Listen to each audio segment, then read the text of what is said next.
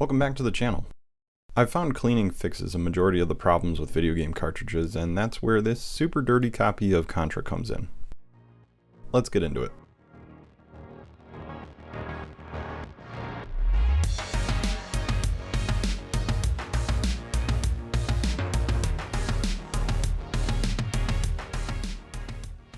As you can see, I got the white blinking screen of death when testing this cartridge, and I tried it multiple times, but it just wouldn't boot. So let's open it. Wait, what are those? Flathead screws instead of game bit screws? That's weird. Never seen that before. As you saw in the beginning, this cart was pretty dirty and the label looks a bit dull, so I'm assuming the inside is fairly similar. Not as bad as I thought, but all the pins have a really nice hazy coating that you can see when turning it in the light. There are a few pins that look like they have some minor corrosion, but this is pretty common given the age of NES games. Plus, people typically store them in basements and attics, so it makes sense that it would have a little dust on them too.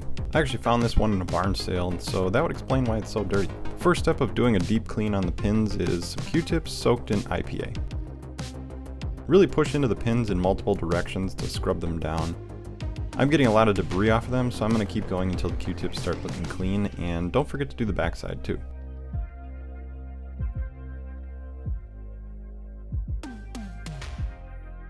It still looks like there's a haze over the pins even after cleaning, so I'm going to buff them with some 320 grit sandpaper. A lot of people like to use an eraser or even baking soda mixed with water, but I've never had those methods really work well for me. Besides, I don't like putting electronics anywhere near water either. The higher grit sandpaper always seems to work well as long as you don't push too hard and follow it up with a full cleaning to remove any dust. The difference is almost immediate too.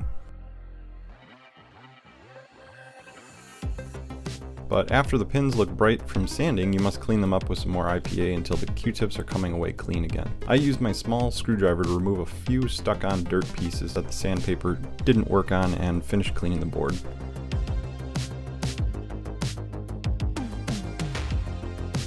Just look at the difference in the before and after.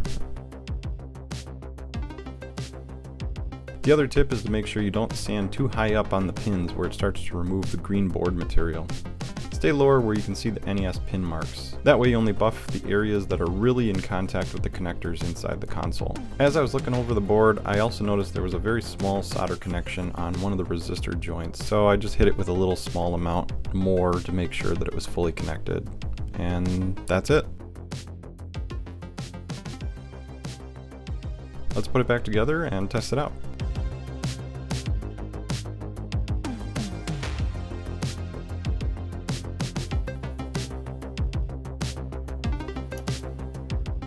And look at that, works like a charm. If you found this video helpful, please click the like button. Now I'm going to go play some Contra. See you next fix.